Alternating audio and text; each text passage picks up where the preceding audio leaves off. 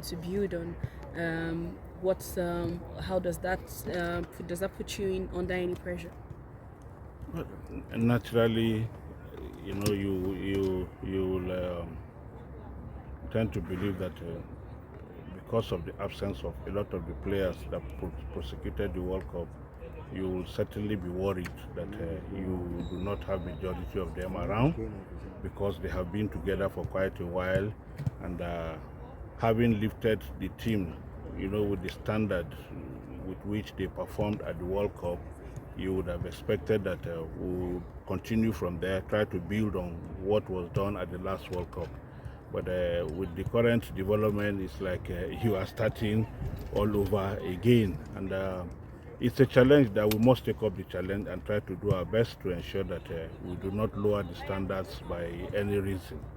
Nigeria, we are a big country, and we have a lot at stake when it comes to, FIFA Women's World Cup and all other competitions that Nigeria tends to participate in. So, like you said, yes, it puts an added pressure, but then we must take up the challenge and try to do our best to ensure that we don't use that as an excuse. But when looking at Cape Verde, a very unknown team in Africa, and judging by the exploit of Super Falcons on African soil, it is the AFCON qualifier. Are we going to look at see Falcons having a stroll in the park against Cape Verde? You see, that's where sometimes we tend to miss the whole thing. We gone are the days when people play football with names, and when you hear a particular country, people assume they are not a footballing country, without us knowing how much they have invested into the development of their game.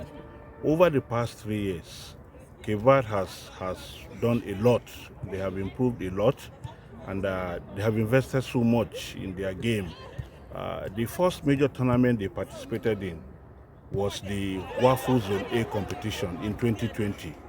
And check the results of their performance in that competition.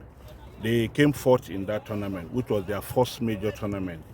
And this year alone, they also did well in the WAFU Zone A competition, getting to the finals and only losing to Senegal by just a lone goal, which was even a penalty kick, which is also part of the game. And, people do not realize the fact that they have a lot of their players playing in Portugal. As many as about 11 of their professional players are playing in Portugal. And they have gained that experience. And the home-based players at home, they have majority of the players, nucleus of the home-based players coming from two major teams. So, they have the advantage of having that understanding of being together for quite a while, understanding themselves, and then, you would not just assume that it will just be a stroll in the park. Certainly, we are not taking anything for granted, All right. because look at the results across Africa now. You can't take anybody for granted if you do it at your own peril. All right, and finally, since we don't have, the opportunity, or rather, since we're playing the first leg at home, so it's not going to be like the one of the last Olympic qualifier where we had, time to correct if we don't. So how, what's the guarantee that we can get it with 2 days of training for the team? Yeah, we all know what is at stake. The players themselves know what is at stake, and even from the ones that are already in camp, from their discussion, their attitude, you can see that they are not taking anything for granted. Also, they are not taking anything for granted. The ones that have not even arrived yet, we know why they have not come, because of travel schedules, and we are also in touch with them, and we know they also understand the importance of what is before us. So we're not going to take anything for granted.